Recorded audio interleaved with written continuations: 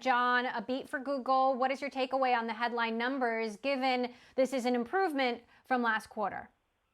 Yeah, this was a surprise to me. I mean, we saw Pinterest and Snap really crush on the top line because of this surge back of ad spend. But I was wondering whether that was just a social media phenomenon.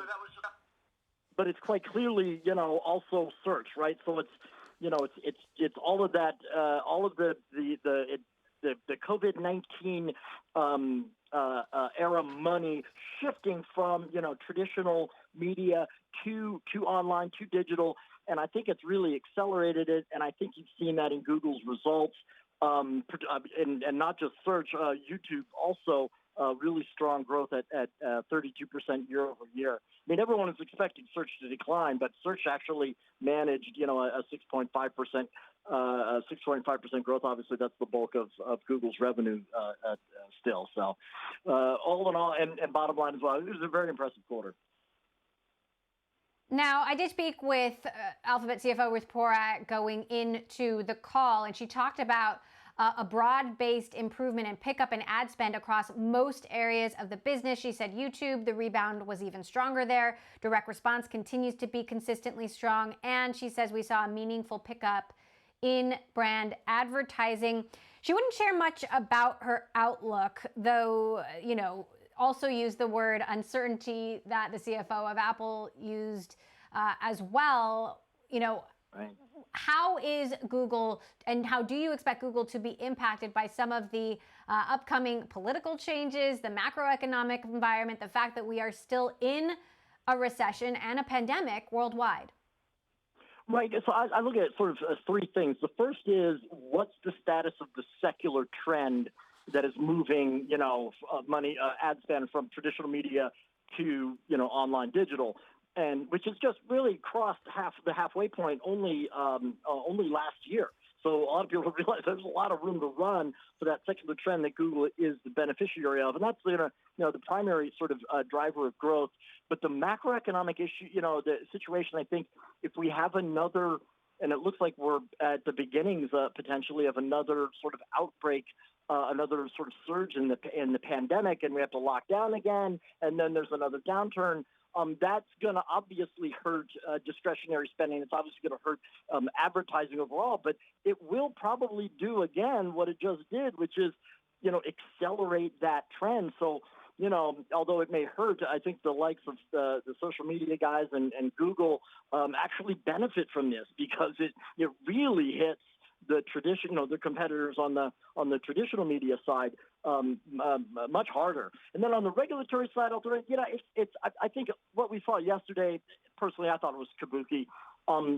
There's some very real substantive changes that need to be made to our regulations to support sort of the internet age. All the last ones were sort of retrofitted from the old era, and they need to be revamped. So I don't think that's necessarily a bad thing. But of course, there's going to be a lot of, hand waving and blaming and things. And I think that's, I look at that as a fair amount of noise at the moment. But then again, of course, it's one of those things like earthquakes. You just never know, right? Kabuki is quite an evocative metaphor, John. I appreciate that. We've been listening into the Alphabet call. Sundar Pichai, the CEO, saying in regards to the regulatory concern in the DOJ lawsuit, we believe that the products are creating significant consumer benefits. They'll confidently make their case.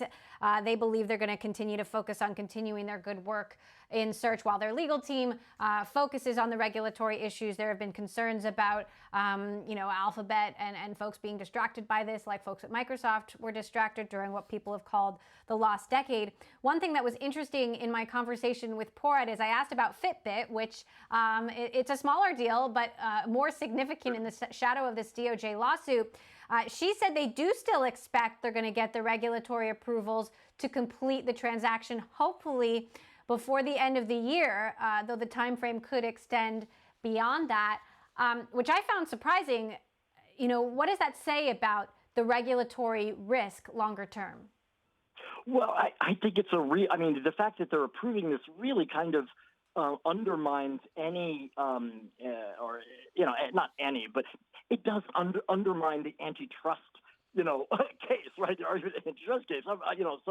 The antitrust case in Google's the DOJ lawsuit that they did bring did kind of hark back to that Microsoft thing, because it was all about bundling the browser with with the mobile operating system Android, and it's not even as strong a case as it was against Microsoft. I think like I said, that's a lot of hand waving. I think there are substantive issues regarding, Section 230, which was mentioned, which basically is, to what degree are these platforms responsible for the content that they, that are being, published, if you will, on their platforms. I think that's a legit thing to work through. But here's the thing about the reg risk. It always comes back to politics, and it comes back to sort of broad voter support, if it's there, right? The Kabuki Theater kind of gives you score some points around to the election.